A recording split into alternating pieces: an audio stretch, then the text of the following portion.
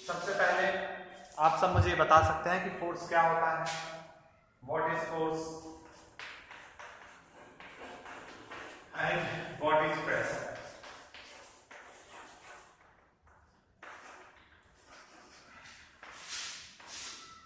चलिए, सबसे पहले आपने इससे पहले भी वीडियो देखा है।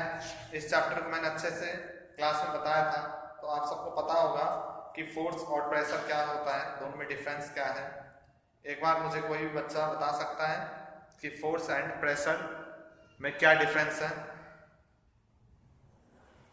चलिए, आपको पता है तो आप उसका रिवीजन करिए। एक बार मैं इसका रिवाइज करवा देता हूँ क्या होगा। यहां मैं लिखता हूं फोर्स। फोर्स को लिखते हैं बच्चों एफ से। किससे लिखते हैं हम? एफ से डिनोट करते हैं। फोर्स आपका क्या होता है? ये या तो पुश या पुल। मान लीजिए एक ऑब्जेक्ट है हमारे पास, उस ऑब्जेक्ट को या तो मैं इस तरीके से, यहां मान लो कोई बच्चा है, या तो वो इसको इस तरीके से पुश कर सकता है, या तो वह उसको इस तरीके से आगे की तरफ खींच सकता है। तो पुश या पुल दो टाइप के फोर्स होते हैं। ये जिस टाइप का फोर्स लगाएगा वो फोर्स हमारा यहाँ जनरेट होगा। फोर्स होता है बच्चों वह यही होता है कि push and pull are called force. उसके बाद प्रेशर क्या होता है? प्रेशर आपका होता है बच्चों, प्रेशर को कैपिटल पी से लिखते हैं। इसका फॉर्मूला होता है आपने जो फोर्स लगाया वह कितने एरिया में, आपने जो फोर्स लगाया वह कितने एरिया में। जैसे कि अगर आपके पास मान लीजिए एक कील है, क्या है बच्चों? कील। और यदि आप यहाँ पे हथौड़ा से मारते हैं तो प्रेशर यहाँ जनरेट होगा। आपके जो सारी की सारी फोर्स है वो यहाँ पे छोटे से एरिया में जनरेट हो जाएगी, तो इसमें प्रेशर जो बढ़ जाएगा। मान लीजिए आपने स्कील को इस तरीके से पलट दिया और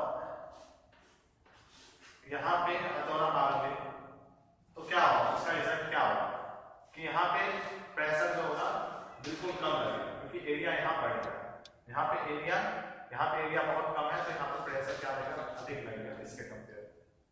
ठीक है, प्रेशर की एसआई यूनिट और फोर्स की एसआई यूनिट भी याद रखना है। फोर्स की एसआई यूनिट होती है आपकी न्यूटन, जिसको हम कैपिटल एन से लिखते हैं। और प्रेशर की वैसे तो बहुत सारी यूनिट होती हैं, परंतु इसमें आपको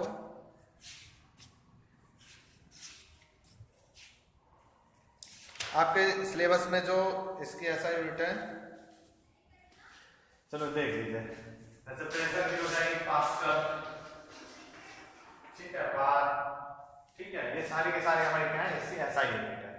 इनको याद रखना है, प्रेशर और फोर्स। इतना करने के बाद अगला जो हमारा इसमें क्वेश्चन आंसर आएंगे, उस क्वेश्चन आंसर को हम कर लेते हैं। उसके बाद अगला टॉपिक हमारा एटमॉस्फेरिक प्रेशर। एटमॉस्फेरिक प्रेशर क्या होता है? तो जो भी हमारे एटमॉस्फेयर है, हमारे जो धरती के चारों तरफ एटमॉस्फेयर मौजूद है और उस एटमॉस्फेयर में हम रहते हैं, तो एटमॉस्फेयर जो हम पे प्रेशर लगाता है उसको हम एटमॉस्फेरिक प्रेशर कहते हैं। ओके, एटमॉस्फेरिक प्रेशर के बाद आपका नेक्स्ट टॉपिक है इसमें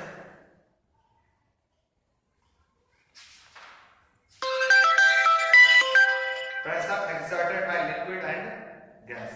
तो लिक्विड एंड गैस के द्वारा जो प्रेशर लगाया जाता है, जैसे कि मान लीजिए आपने कोई कंटेनर लिया, कंटेनर में आपने क्या किया? लिक्विड भर दिया बर्तन में।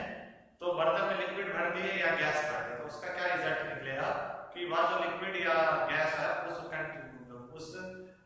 जो कंटेनर है उसके दिमाग पर फोर्स लगाएगी, प्रेशर लगाएगी। तो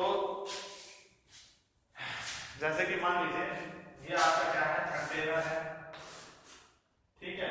इस कंटेनर में आपने क्या कर दिया? एक गैस भर दी या लिक्विड भर दिया, वो यहां से बाहर निकल गई। इसके अंदर जो पार्टिकल्स होंगे ना गैस या लिक्विड के, वो घूमते हुए रहते हैं, हमेशा मोशन में रहते हैं। और ये इस पे ये वाला पार्टिकल इस पे, ये वाला पार्टिकल इस पे, ये इस पे, ये इस पे, एक तरीके से इस तरीके से मोशन में रहेगी, तो उस पे क्या जनरेट करेगी? प्रेशर जनरेट करेगी। तो वो जो प्रेशर होती है वो पार्टिकल्स के द्वारा बोर्ड पे जनरेट किया जाता है।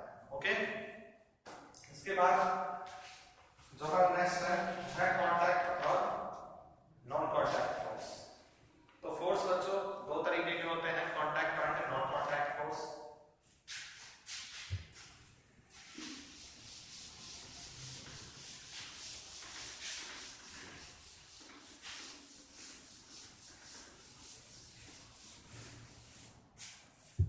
फोर्स आपके टू टाइप के होते हैं।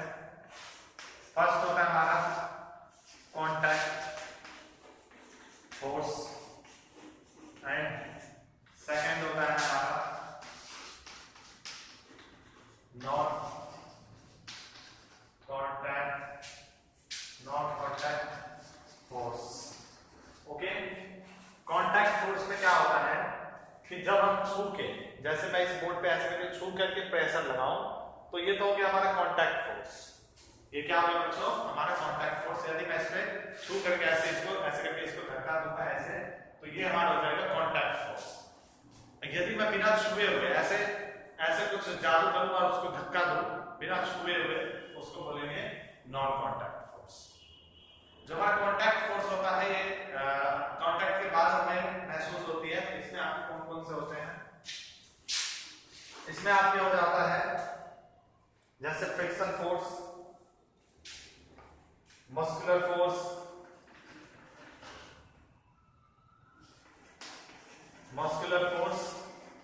And friction force. इसमें टू टाइप के फोर्स है। और नॉन कॉन्टैक्ट फोर्स हमारा 3 टाइप का होता है, जैसे कि इलेक्ट्रोस्टैटिक फोर्स, जैसे इलेक्ट्रोस्टैटिक फोर्स, एंड सेकेंड हो जाता है हमारा ग्रेविटेशनल फोर्स,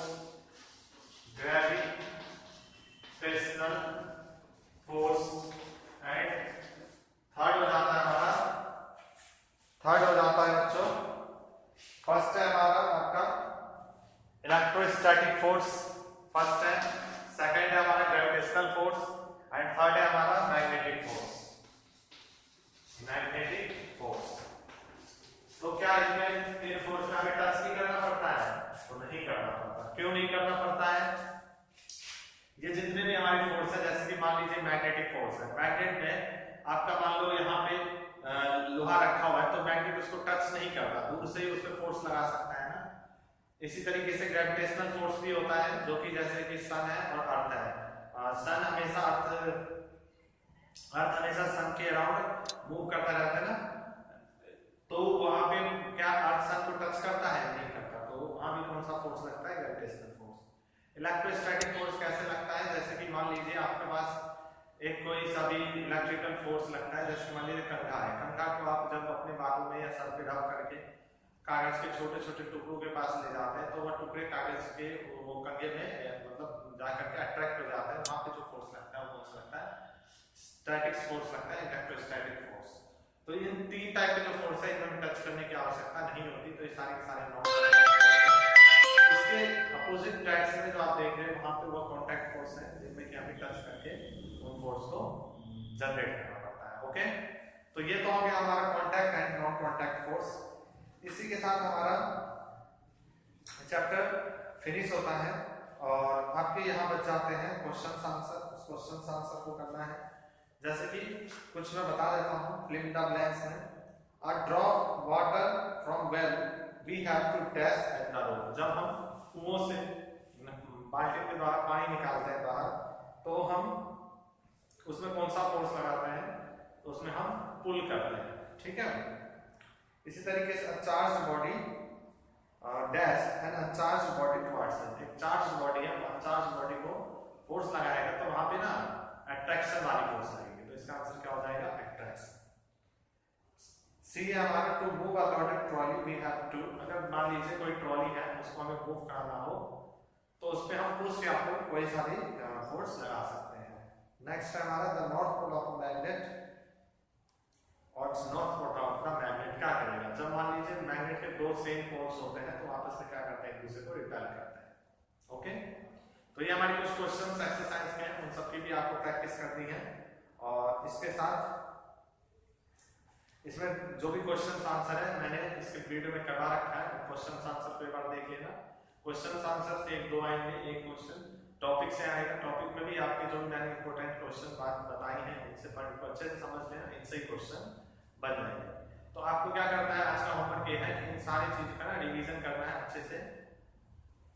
तो यहाँ पे मैंने जो हमारा चैप्टर है उसको मैंने रिवाइज करवाया है, एक बार आप सबको भी देखना है चैप्टर। और कुछ इसमें नहीं बचा जो इम्पोर्टेंट हो। इसके जो बचा हुआ है वो आपके हैं क्वेश्चन एक्सरसाइज के कुछ क्वेश्चन, ठीक है, जैसे फिल इन द ब्लैंक्स हो गया, ट्रू एंड फॉल्स हो गया, तो इनको आपको देख लेना है। जैसे कि हमारा फोर्थ क्वेश्चन है, फोर्थ क्वेश्चन में क्या है, फोर्थ का है द स्ट्रेस्ड द बो the Arkan apply a force that cause a change in its shape, ठीक है, डैश में क्या आएगा, शेप आएगा। उसके बाद जब हमें किसी भी चीज को मान लीजिए ड्रॉवर है, ड्रॉवर को खींचना है, तो वहां पे हमें कौन सा फोर्स लगानी पड़ती है, मस्कुलर फोर्स, क्योंकि मसल्स का वहां काम होता है ना। तो जो इसका बी है उसमें क्या आ जाएगा, मस्कुलर फोर्स। ऐसे सी देखो, the type of force responsible for the change of state of the motion is an example of, जो हमारा जो स्टेट ऑफ मोशन है उसको चेंज कर सकता है, तो वहां पे हमें कौन सा फोर्स लगाना पड़ेगा, वहां पे हमें कांटेक्ट फोर्स लगाना पड़ेगा। ओके, तो ये सारी कुछ छोटी-मोटी क्वेश्चंस हैं, इनको कर लेना रिवाइज। और नेक्स्ट वीडियो में हम इसके आगे चैप्टर का रिवीजन करेंगे। ओके स्टूडेंट, तो आज की वीडियो में इतना ही, आप सभी इनको अच्छे से रिवीजन कर ले। Thank you.